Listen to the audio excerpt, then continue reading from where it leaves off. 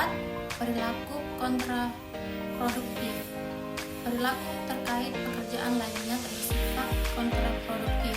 Perilaku kontraproduktif adalah perilaku menjauhkan individu alih-alih berkontribusi pada kinerja organisasi. Perbedaan individu antar karyawan. Perbedaan individu adalah atribut pribadi yang berbeda-beda antara satu orang dengan orang lain. Perbedaan individu bisa berbentuk perbedaan fisik, psikologis, dan emosional. Perbedaan individu yang menjadikan seseorang menjadi seseorang tersebut unik. Kepribadian dalam kehidupan nyata. Kepribadian adalah serangkaian atribut psikologis dan relatif stabil yang membedakan satu individu dengan individu lain. Beberapa tahun terakhir, penelitian telah mengidentifikasikan 5 sifat dasar yang sangat relevan bagi organisasi. Kelima sifat dasar ini biasanya disebut dengan 5 besar sifat kepribadian. 5 besar sifat kepribadian antara lain: pertama, kesetujuan; kedua, ekstraversi; ketiga, emosional; keempat, pengaturan diri; kelima, keterbukaan. Kecerdasan emosional. Konsep kecerdasan emosional telah dikenal beberapa tahun terakhir dan juga memberikan pengetahuan menarik mengenai kepribadian. Kecerdasan emosional mengacu pada derajat di mana orang memiliki kesadaran diri, dapat mengelola emosi mereka, dapat memotivasi diri, menunjukkan empati bagi orang lain, dan memiliki keterampilan bersosialisasi. Dimensi-dimensi ini dapat digambarkan sebagai berikut: kesadaran diri, empati, mengelola emosi, memotivasi diri, keterampilan bersosialisasi. Penelitian terdahulu menunjukkan bahwa orang-orang dengan IQ tinggi memiliki kinerja yang lebih baik ketimbang mereka yang tidak, terutama dalam pekerjaan yang menurut interaksi personal yang tinggi. Sikap profesional dalam lingkungan kerja. Sikap profesional dalam bekerja mengacu pada sikap dan perilaku yang menunjukkan komitmen, integritas, dan tanggung jawab dalam menjalankan tugas pekerjaan.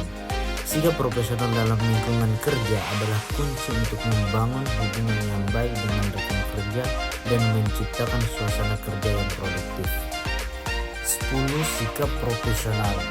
Etika kerja yang tinggi, komunikasi efektif, profesionalisme dalam penampilan, keterbukaan terhadap umpan balik, kolaborasi tim, menghormati privasi dan kerahasiaan, kedisiplinan dan punctuality, mengelola konflik dengan bijaksana, menghormati diversitas, mengelola stres dengan baik.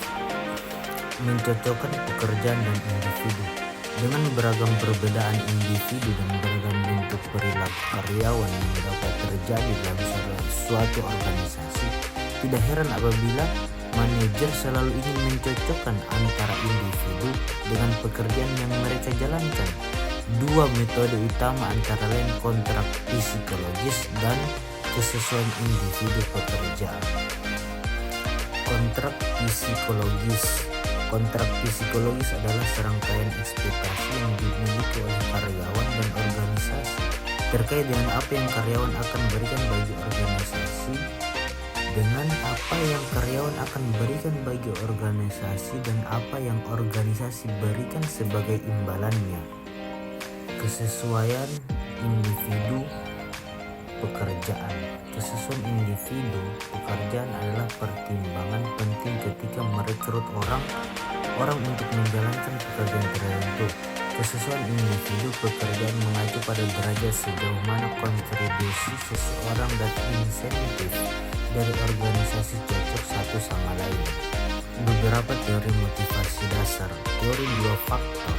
Teori 2 faktor adalah teori motivasi yang menyatakan bahwa kepuasan kerja bergantung dari 2 jenis faktor: faktor higien dan faktor motivasi.